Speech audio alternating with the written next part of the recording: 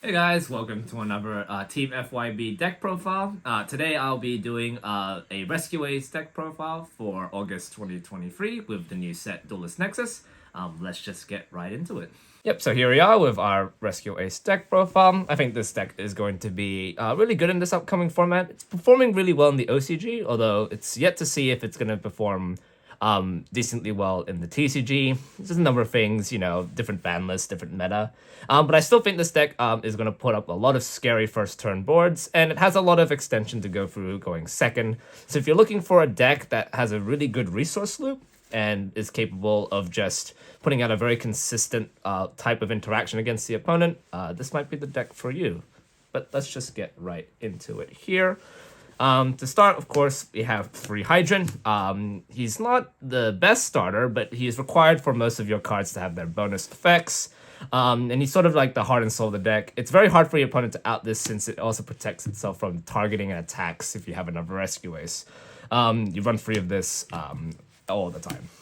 However, the real best starter, of course, is Free Airlifter. With new support from Dune, this card becomes a one-card combo into literally anything you want.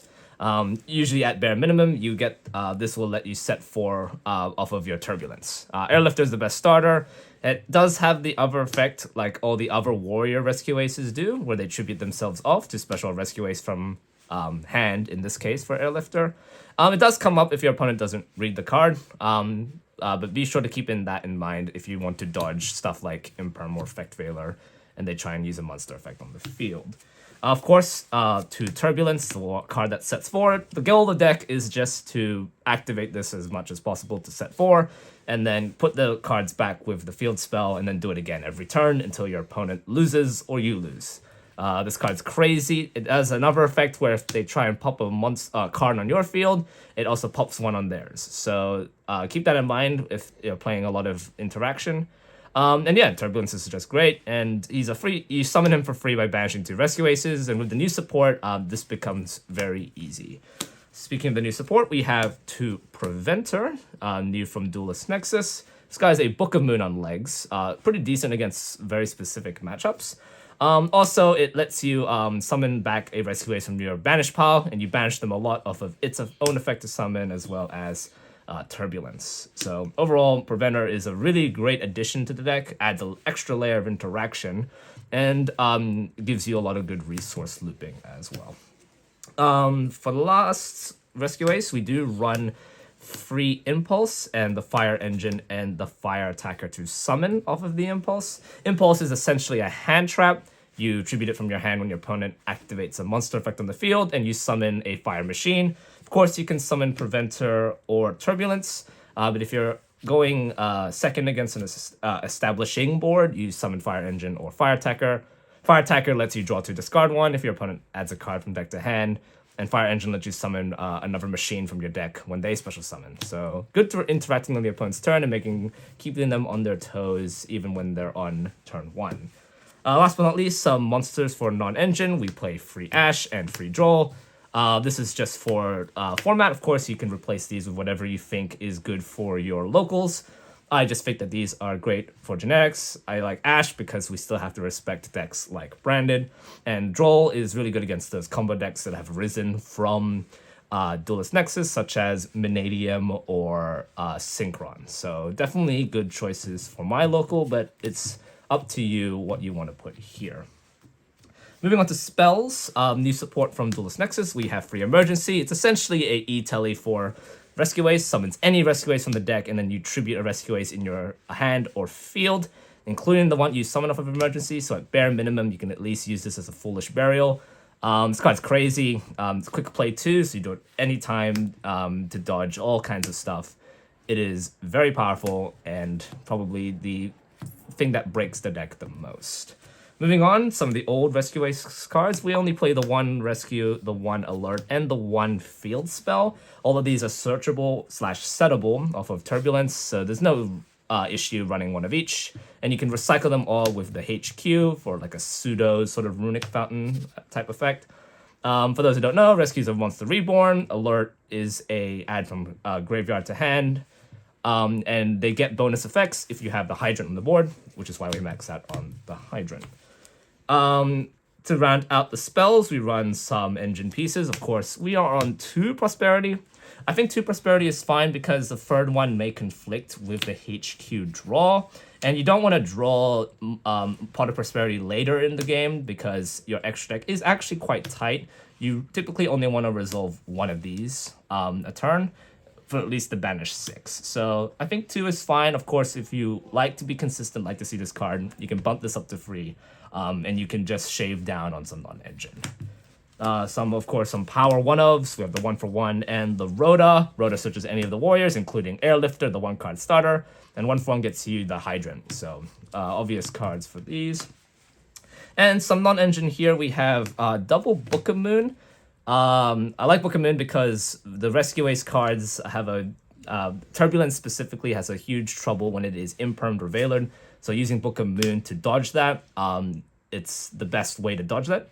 Whether they're enchaining it to the effect or doing it preemptively, Book of Moon will always beat it because of how cards forget lingering effects when they're flipped face down.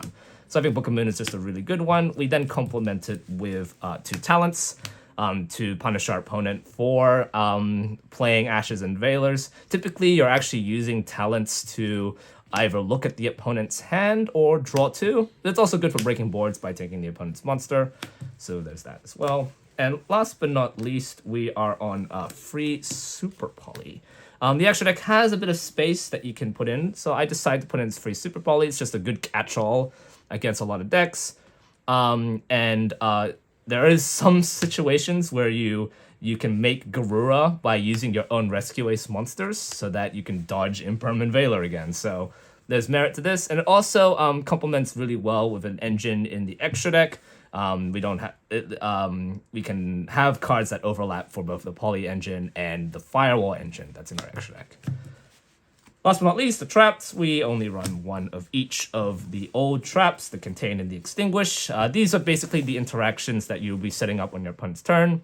Contain is an imperm on the opponent that also prevents it from being used as material for an extra deck summon. And Extinguish is a card that pops a card and prevents floating effects. All of these get that bonus effect if they have the Hydrant on the board, which you typically do anyway. Moving on to the extra deck, let's just talk Super Poly targets first. We have some of the more generic ones like Starving Ven Fusion Dragon, Garura, Wings of Life, Mud Dragon, and we have some special ones that we have in the deck. We have Cyberse Deceive Worm and Dragon Knight Draco Equiste. Save Worm is a part of the Firewall engine, but it can be a Super Poly target for a Cyberse Link plus a Cyberse, so this is really good into Mathmech or Salamangreat.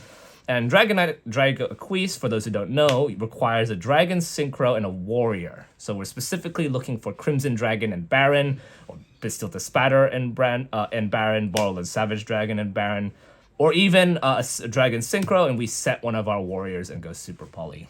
This card is a catch-all against that, especially with Crimson Dragon Calamity locking people. I just thought that having this to at least have a chance against that is sort of par for course for this meta at the very least.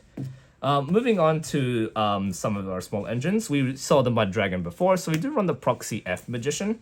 There's a cool combo where you make this using Rescue Ace Hydrant and the Preventer, which lets you summon a Mud Dragon declaring fire, and before you summon your Turbulence, protecting your Turbulence from targeting, which is really good to make sure that set 4 resolves. So we play this so that we can get that. And it blends really nicely with our Super Poly targets regardless. And finally, we have a really big engine here for the Firewall engine. So it requires Decoder, Almirage, Linkuriboh, Reproducus, Protect Code Talker, Firewall Dragon, and the 1 Neo Tempest Terahertz. This is all a part of a line where if you have Airlifter, you go Link climbing into Terahertz by using the Firewall, the Protect Code Talker, and the Link Decoder, using Reproducus to make one of your cards a Cyberse. And what Terahertz does is it dumps the Deceive Worm as an Omni negate, as a spell trap negate, or it can dump the Aggregator for a hot red like effect where it targets a card and negates its effects. This is sort of pivotal.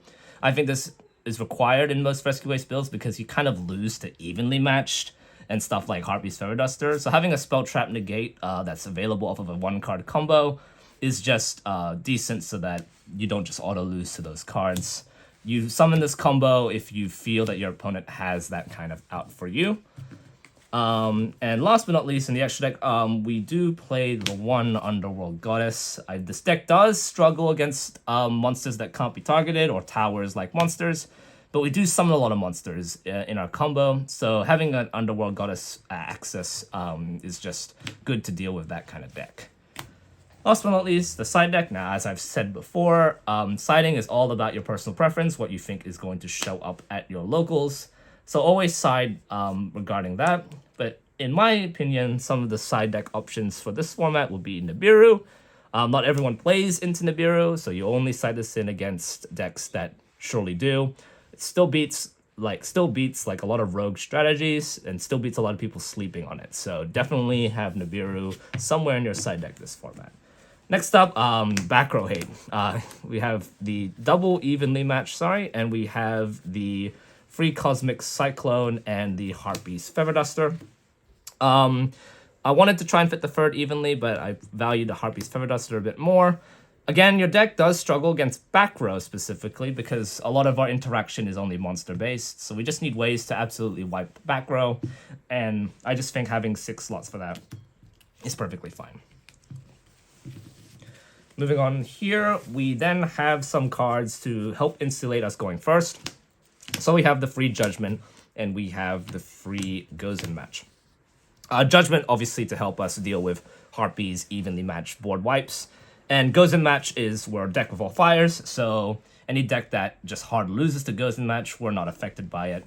So it's sort of just a blowout floodgate that just helps us push. Even if we're evenly matched with Gozen and the deck loses to Gozen, we can just keep this and keep playing the next turn. So yeah, that was my Rescue Ace deck profile for the new format after Duelist Nexus. If you're looking for a really good competitive deck, I do believe Rescue Ace is sitting around a tier 2, maybe a tier 1 strategy for this format. You know, being able to set 4 and constantly resource loop your opponent is a very powerful strategy once you simplify that game state, and you get to play the cool Rescue Ace cards that haven't had their time in the spotlight ever since Amazing Defenders had come out. I hope you enjoyed the deck profile. Let me know what you're playing at Duelist Nexus today in the comments below. Remember to like and subscribe as well to help support us at Team FYB, and I'll see you in the next video.